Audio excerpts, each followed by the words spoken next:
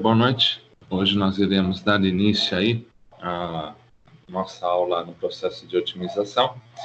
Alguns colegas estão com problemas para fazer parte aí da plataforma Teams, mas eu vou, como prometido, numa dos chats que eu entro aqui do WhatsApp com a turma, eu vou desenvolver o conteúdo da aula de hoje, salvo o vídeo, publico no YouTube e já passo lá no AVA e no WhatsApp para que vocês tenham a continuidade e consigam desenvolver o exercício como um todo. Assim não irá prejudicar nenhum dos colegas de forma específica. Então, o primeiro procedimento que eu vou fazer aqui, para a gente poder dar continuidade, vai ser o seguinte: eu já vou compartilhar minha tela, e vou agora começar a fazer o desenvolvimento do exercício como um todo. A disciplina, para vocês terem ideia aí do que a gente vai fazer como desenvolvimento. Uma boa aula a todos, Espero que gostem do contexto aí. Muito obrigado.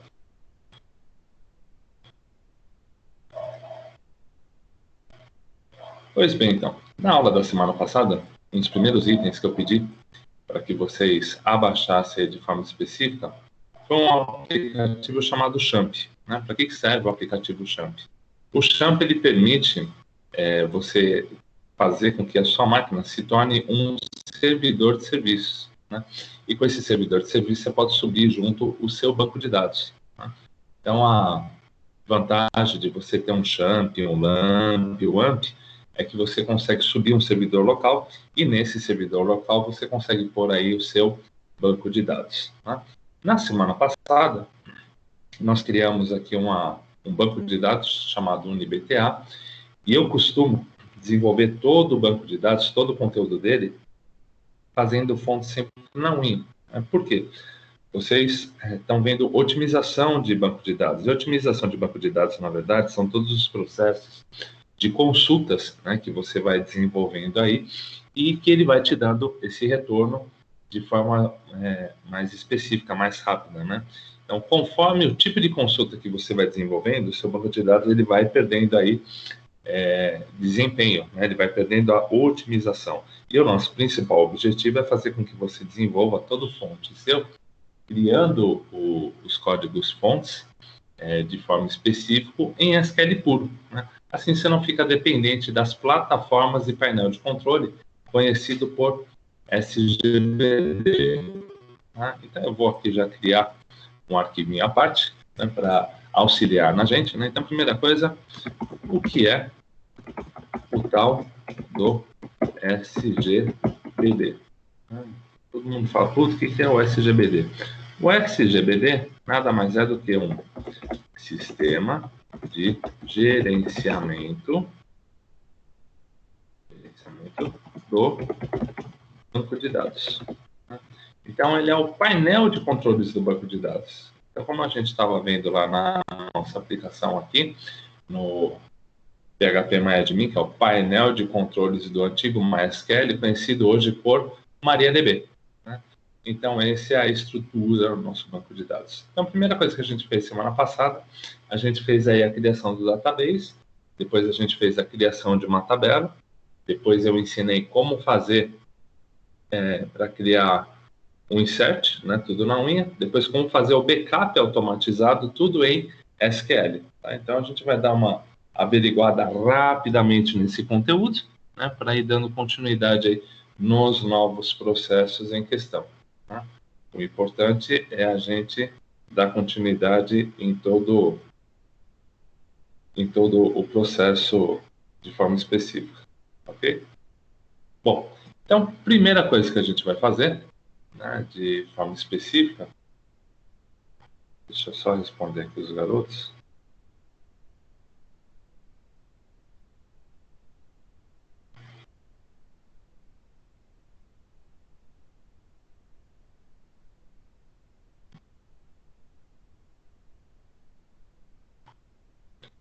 Então, a primeira coisa que a gente vai fazer de forma específica aqui, nós já temos aqui o nosso database criado. Para quem não lembra como você cria o database, você vai dar um create database.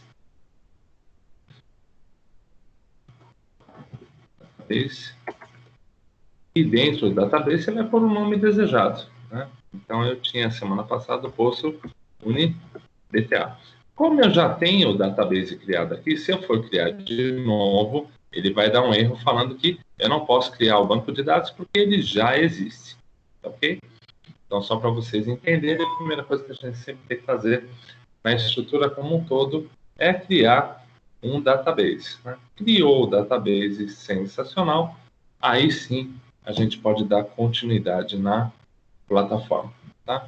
Então, dentro lá do SGBD, o primeiro passo nosso, né, foi a criação do database. Né, que no nosso caso foi UniDTA.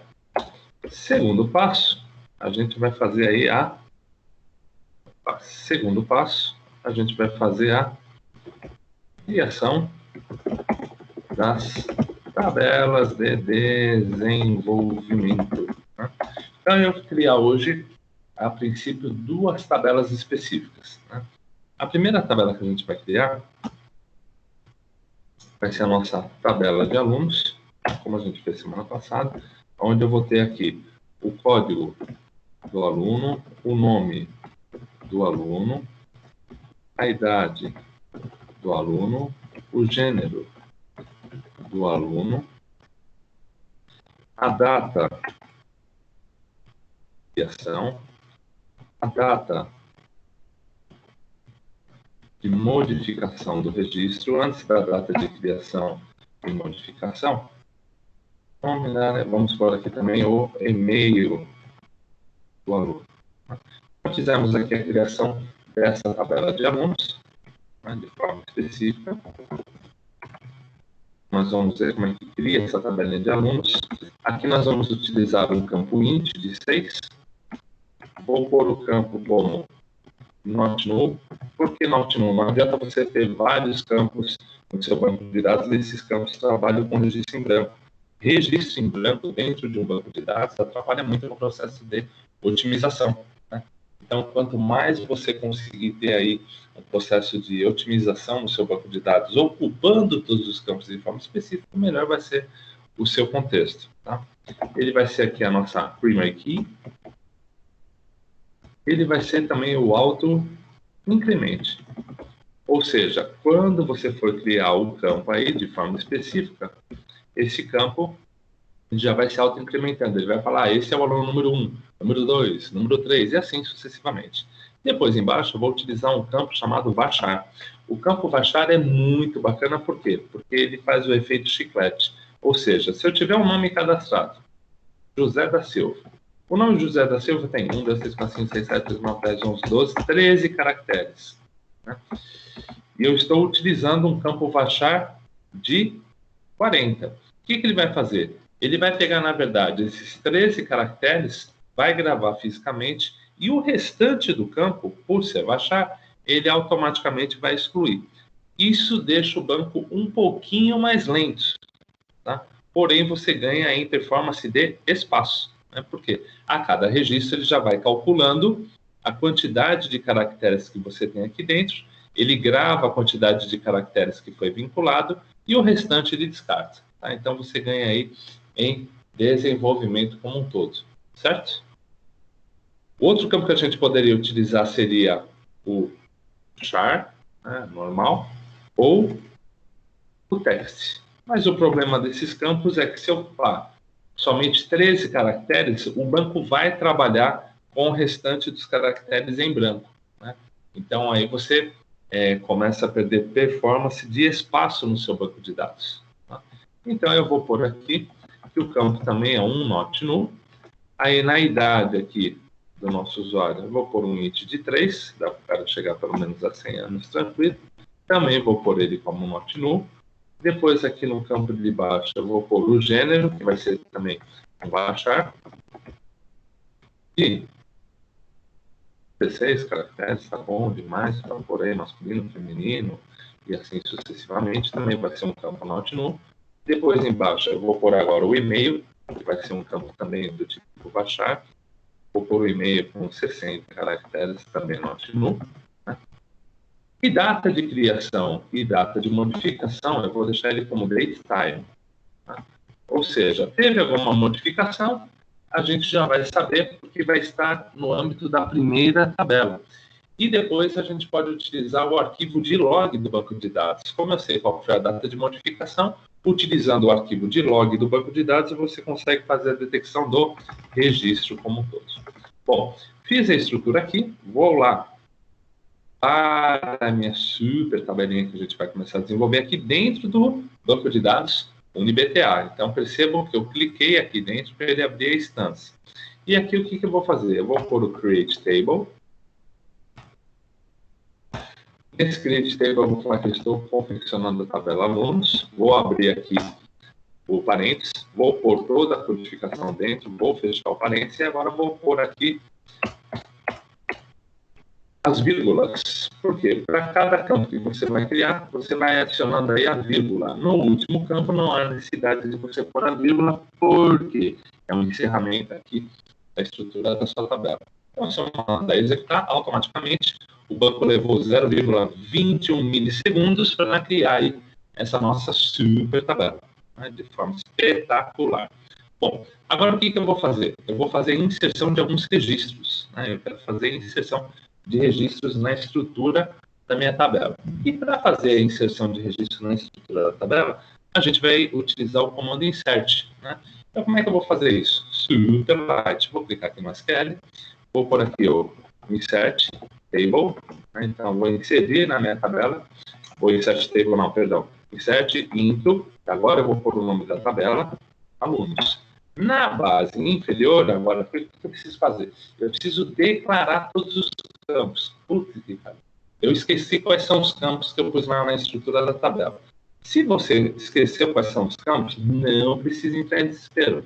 Você pode utilizar o comando desk ou scribe e pôr aí o nome da sua super tabela. Quando você mandar executar, ele vai pôr aqui os campos específicos. Você pode fazer uma colinha, copie ele no bloco de notas, volte em SQL, e quando você clicar aqui no Ctrl+V e você digitar insert em alunos, você começa a pôr os campos. Eu vou fazer exatamente isso. Eu vou pegar os campos que eu já tinha estruturado na minha tabela e vou fazendo a cópia deles assim sucessivamente, né, para a gente não perder aí a nossa sequência. Eu começo com o nome de aluno, depois eu começo com o código do aluno, depois o nome do aluno, depois a idade do aluno, depois dando continuidade aqui o gênero do aluno,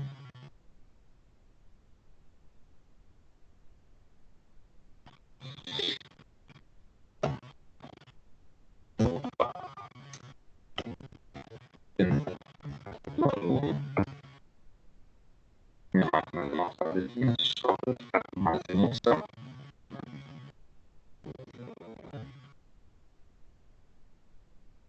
Quero colar.